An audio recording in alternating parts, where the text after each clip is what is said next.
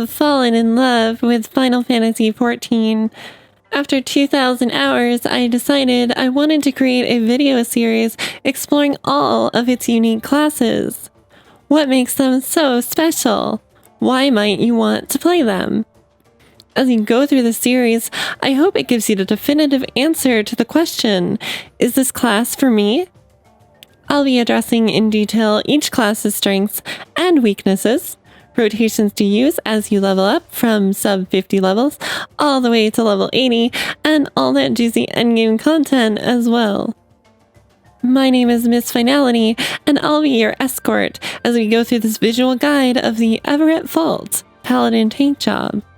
I'll list timestamps in the comments, and they're going to allow you to access the different sections of the video at your convenience. Without further ado, here is Paladin and you. Playing a tank class, I can't count how many times my chat has lit up with people giving me advice and telling me what to do. When I play Paladin though, if anything goes wrong, it's always my fault. This comes with the territory. Paladin as a class includes so many skills designed to kind of do a bit of everything. The Paladin class is the least selfish class by far. After graduating from your baby Paladin gladiator job, you get access to group-wide abilities that protect the party from critical damage. A quick cast of Divine Veil plus Clemency has the capability to save even the weakest group. Divine Veil prevents any damage up to 10% of max HP for all party members. It lasts for 30 seconds or until more healing magic is cast. That can be pretty helpful when certain AoE attacks hit the entire party with heavy damage. You gain Divine Veil at level 56. Intervention is an amazing protect skill that you can place on any party member. It's best to use this on the main healer when you know a damaging attack is going to hit them because it only lasts for 6 seconds. The description is a bit confusing. Cast alone, it gives 10% damage reduction to your target. When combined with Rampart or Sentinel though, that adds 50% of each skill. So, 20% total reduction for Rampart and 25% when used with Sentinel. I want to say a word on Clemency. At 1200 potency, this skill has the highest cure potency of any healing ability in the game right now, as of patch 5.08. Making it seem even more broken, Clemency when cast on a party member rather than yourself restores 50% of the total HP cured to you as well. What's amazing is that despite these invaluable skills, the Paladin also has a block. You do have to be facing the enemy, but as long as the enemy's attack doesn't crit, Sheltron blocks 8% of the damage. This amount can be further increased when you pop your cooldown abilities, meaning Rampart and Sentinel are important to maximizing Sheltron usage. Each Sheltron will last for 6 seconds, and it costs 50 of your Oath gauge. I'll talk about your Oath skills a little later in the guide though, so just bear with me. Believe it or not, we aren't done with the excellent support abilities in the Paladin's arsenal. Like I said, this class is not selfish. Cover allows you to cover another party member and is best used on your primary healer. Its other use is protecting any party member marked with an insta-kill attack. Cover allows you to take all the damage that's intended for another player onto yourself. You have to be close, within 10 yalms, and it also costs 50 of your Oath meter, but you should still never neglect it. High up, when you reach level 70, you'll get access to, yes, another group-wide support skill. Passage of Arms will increase your block rate to 100%. It also sets up a cone of protection behind you, and that removes 15% of the damage inflicted on your entire party. This means any attack, even if it crits, hits for only 85% of the damage.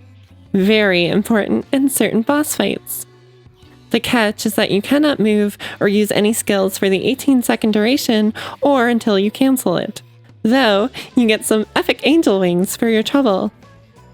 It's common to see people in the big cities showcasing this move, so you've likely seen it in your travels. Finally, the Paladin job has an invulnerability skill. It allows you to solo otherwise impossible trials and bosses like Grafana Extreme. Sometimes it allows you to avoid entire mechanics or phases. lasting 10 seconds. Hollow Ground is only undone by a few choice attacks. Learning the trials and different encounters will help you know when to use this skill effectively. With all the important skills out of the way, let's move on to rotations, as well as general best practices when playing a Paladin. Before level 50, you'll start to get an idea of how your later skills are going to work. At level 40, you'll have both a DPS, or damage per second, enmity generator, and an AoE, or area of effect, rotation. As soon as you enter Satasha, the first dungeon at level 15, make sure to immediately turn on your Iron Will stance. This is an important step that you should never forget. That is, unless you like having people complain to you in chat, tank, stance please. Iron Will should always be on, unless you're the off tank. It increases your enmity generation substantially. Make sure not to bump it while moving through your rotations. Finally, if you ever notice it happens to be off, just turn it on immediately. This goes for every tank job, by the way, in terms of their stances. At level 60, you will gain Royal Authority to replace Rage of Halone, but for now, here is how you'll start each encounter. Using Shield Lob, you'll pull all the enemies by throwing out your shield. This does very little damage, but it increases your enmity, and it should be your go-to move at lower levels for keeping all of the enemies on you and away from your squishier party. It's instacast, so use it whenever you can. Captain America, eat your little heart out. Once engaged, you can continue to generate enmity with your DPS rotation. First, Fight or Flight to increase your damage by 25%. That's all physical damage. Next, Fast Blade plus Riot Blade. At level 26, you'll add Rage of Halone to this rotation.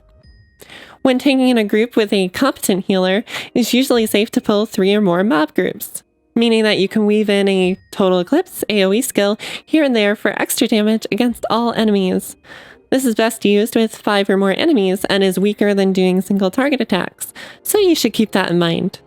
It helps to ensure that enemies stay focused on you, so use it liberally. You gain your stun skill, Shield Bash, at level 10, another stun skill called Low Blow at level 12, and you can also interrupt enemies by level 18 with Interject. Low Blow and Interject are roll actions on cooldowns of 25 seconds and 30 seconds respectively, whereas Shield Bash is an instacast weapon skill that you can use whenever you need. The game won't tell you whether to use stun or interrupt, so you just have to learn the encounters. Generally, you can interrupt magic and voice-based attacks as long as the monster isn't immune. Note, in Shadowbringers, interrupt replaced silence, so it's the same skill. Also, stunning too often can leave an enemy immune for quite a while, so just don't use it too often. At level 30, you'll add Spirits Within to your DPS rotation. Note that the potency of Spirits Within depends on how high your HP is currently. You can use this every 30 seconds, and so combined with Fight or Flight every minute, this should carry you through to level 50. Level 35 will see you pick up Sheltron, the awesome block skill that I mentioned earlier. It costs 50 of your Oath gauge, but don't worry, building up that gauge happens naturally through your auto attacks. Make sure to use Sheltron whenever possible for the added damage reduction that it offers you. At level 40, you gain half of your AoE rotation, adding Prominence, a new AoE skill, to the mix.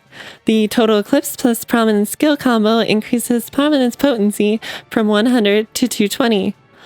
Always use it this way. It also restores MP.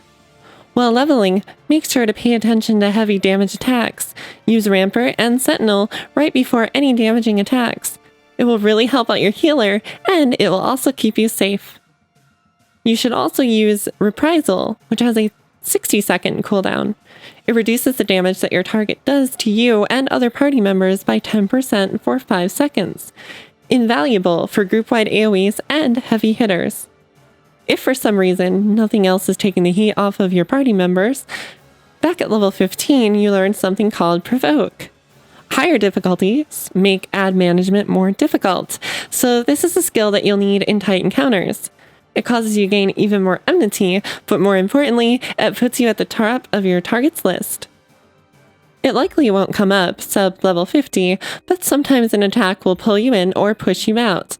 To avoid these, you can use arm's length every 2 minutes. You'll learn this for the Paladin job at level 32. Right before level 50, at level 48, you'll get the Shirk Roll action, used when you need to do a tank swap. This is an important mechanic to know, so stick around a bit more. I'll explain what it does and why you need it real soon. Level 50 will be the first evolution of your class. This is where you'll get your first armor set or antiquity gear. You will also gain your full AoE rotation, and so your 2 rotations will be as follows. DPS and Enmity rotation. Starting with Fight or Flight, use your opener skill, Shield Lob, then Fast Blade, then Riot Blade, then Rage of Halone. Your AoE rotation will be Fight or Flight plus Circle Scorn. This is your dot or damage over time skill. It's used every 25 seconds and it lasts for 15 seconds. Then we weave Total Eclipse plus Prominence plus Spirits Within. You can also use Circle Scorn as your opener when running your direct target DPS rotation. Always try to face as many enemies away from the party as possible when playing any tank class. Enemies and bosses have cleaves and tank busters that can kill squishy targets. I'm looking at you, healer. At level 54, you gain another skill to add to your first DPS rotation. Goring Blade is your single target dot, and it combos off Riot Blade. Your first rotation is now Fight or Flight plus Fast Blade plus Riot Blade plus Goring Blade. Then Fast Blade plus Riot Blade plus Rage of Halone, then Spirits Within, until Fight or Flight is available again. Remember, Fight or Flight is essential. It increases physical damage by 25%, and that helps burn pulls much faster. Level 60 is your second evolution, and it means you pick up the final skill of your first DPS rotation. Now, your optimal rotations are as follows. Fight or Flight DPS opener of Shield Lob or Circle of Scorn, then Fast Blade plus Riot Blade plus Goring Blade. Follow this up with your second DPS rotation, for direct target of course, Fast Blade plus Riot Blade plus Royal Authority plus Spirits Within. Note, Royal Authority always grants 3 stacks of Sword Oath. That will be important when we talk about level 70 rotations in just a minute. Your AoE rotation is Fight or Flight plus Circle of Scorn plus Total Eclipse plus Prominence plus Spirits Within. Before we get to level 70, we will pick up Holy Spirit at level 64. This is our strongest DPS skill so far, and the first part of our third and final DPS plus AoE combo.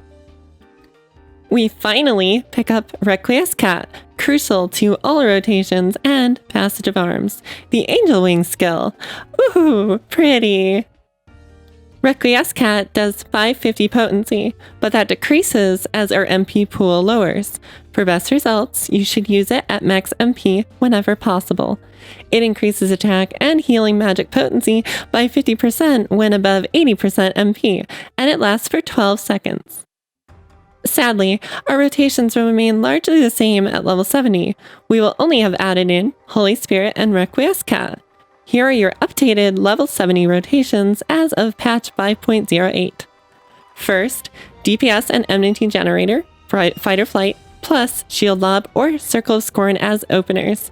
I almost always use Circle of Scorn for the dot, even on bosses, and I believe this is optimal, but I could be wrong. Then, Fast Blade plus Riot Blade plus Goring Blade plus Spirits Within. Now we've applied our second dot or damage over time skill. Next, we use Fast Blade plus Riot Blade plus Royal Authority. Note again that this has replaced Rage of Halone. End of second DPS rotation. If you didn't use Spirits Within in your first rotation, use it after Royal Authority.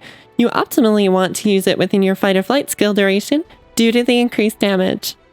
We follow this combo up with Requiescat plus Holy Spirit 3 times or until we're out of MP. Our AoE rotation will be Fight or Flight plus Circle of Scorn plus Total Eclipse plus Prominence plus Spirits Within. Then at level 72, we will pick up our second to last AoE skill, Holy Circle. Now we will follow our first AoE rotation with a second rotation. we will use Requiescat plus Holy Circle 3 times or until we're out of MP. Note, both Holy Spirit for single target DPS and Holy Circle for AoE damage use 2000 MP per cast. Clemency also uses 2000 MP, so if you're above 80% MP and healers are having trouble, just use Requiescat plus Clemency to help the party out.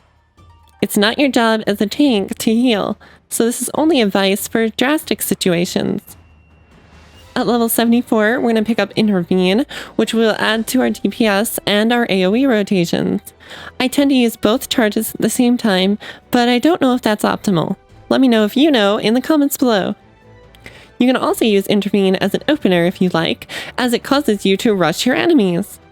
It does 200 potency and 400 total if you use both charges. Use it after Spirits Within on any of your rotations. At level 76, we pick up the final skill for our second direct target DPS rotation, and this is one of my favorites. Atonement does a whopping 550 potency when you use it 3 times after Royal Authority because of the 3 stacks of Sword Oath gained by that skill at level 60. With the excellent Shadowbringer story complete, we have now reached level 80 on our Paladin, and we can use every skill in our arsenal. Awesome! Here are our final rotations. Direct target DPS rotation number 1. Opener, Circle Scorn, dot applied. Now, Fast Blade plus Riot Blade plus Goring Blade plus Spirits Within. DPS rotation number 2.